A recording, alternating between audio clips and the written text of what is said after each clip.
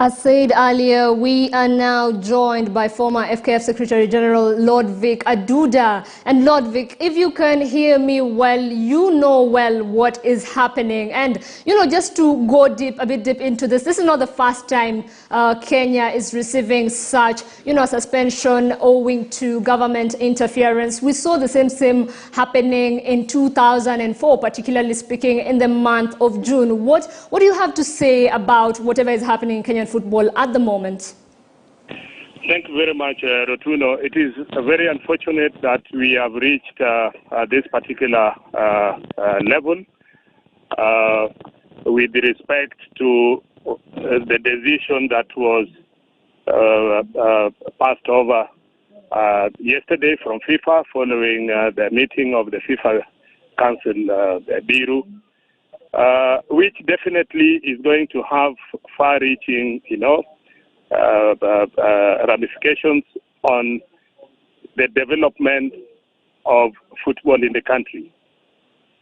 As a consequence, we immediately find that no Kenyan team, both the national as well as the clubs, will participate in any international competition organized either by KAF or FIFA. In essence, what we are saying is that even the leagues, the league matches currently going on might end up being just like friendly matches. I have said this before.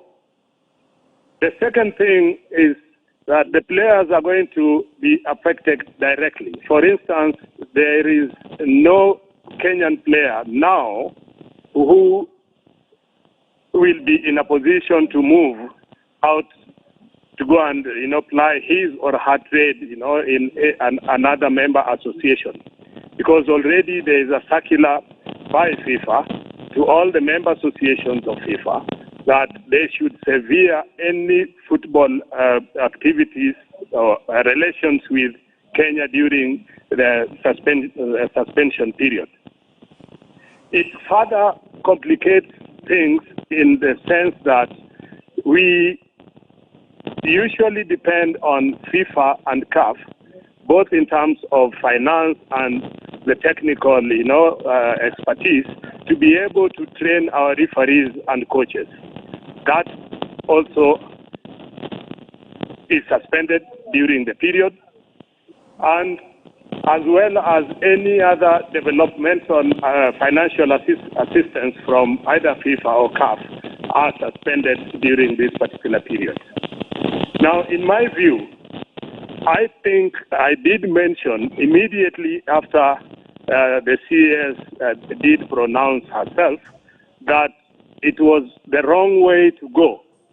That is not to say that I am in support of whatever might have been found out by the inspection team. I am in no way in support of, the former office or the current office, whatever we can call them now, because the CS has used, an act of parliament to disband the National Executive Committee of FKF. So as it stands now, with respect to the Kenyan law, that National Executive Committee stands disbanded.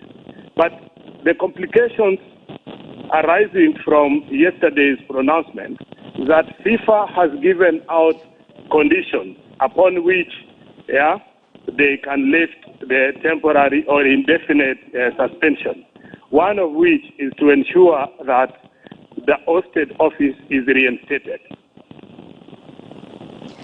And secondly is the fact that the nerve center, that is the secretariat, ought to be open so that, the activities of the federation can continue being run there.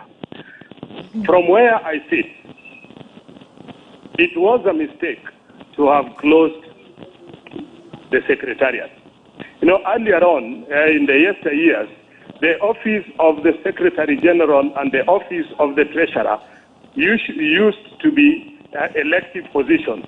But because of, hiccups like this, FIFA did, abolish the idea of electing the Secretary General as well as the Treasurer and replaced them with the CEOs and the finance directors.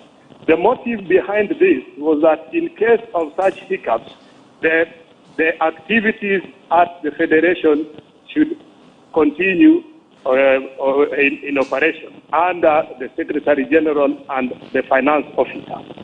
Now, assuming that the offices were operational, then the Harambee Starlet match would not have been cancelled. Because at the Secretariat, it is not the Secretary General. We have an officer in charge of women's desk, that is Doreen Nabuire. We have an officer in charge of competitions, Franco Gola. We have an officer in charge of national teams and logistics, Kamure. We have an officer in charge of referees, Dakirwa. We have an officer in charge of safety and security, Evans Ocharo. If I may interrupt you, Lodvic. And these are the people who actually run the day-to-day activities with respect to the national team engagement. Now, once you've closed the... Lodvic, can you hear me well?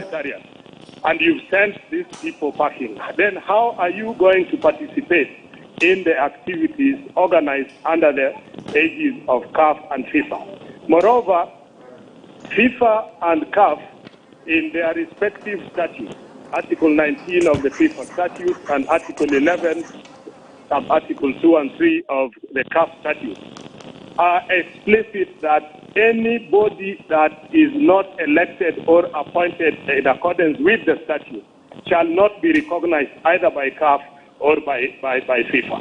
And the caretaker... Lodvic, thank you.